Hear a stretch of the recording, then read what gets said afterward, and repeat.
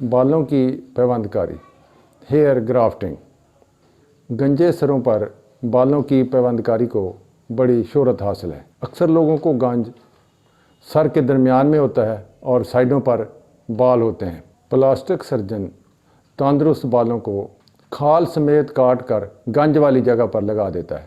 گنج والی جگہ پر اتنی ہی سائز کی جلد کو کاٹ کر قطع بنا کر اس میں لگا دیا جاتا ہے۔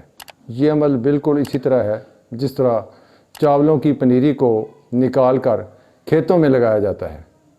اس عمل میں مندرجہ ذیل مشکلات ہیں: بار بار کی اذیت اور اخراجات، سوزش کو روکنے اور ختم کرنے کے لیے اینٹی بائیوٹک ادویات کی بھرپور مقدار کا استعمال، اندرونی مسائل اور پھپھوندی کی افزائش کے امکانات۔ وہ اسباب جنہوں نے پہلے بال گرائے تھے بدستور موجود رہتے ہیں، اس لیے نئی کاشت بھی متاثر ہو جاتی ہے۔ اتنے مہنگے اور اذیت ناک عملِ جراحی کے بعد 3 سے 5 سال کے بعد دوبارہ بال گر جاتے ہیں۔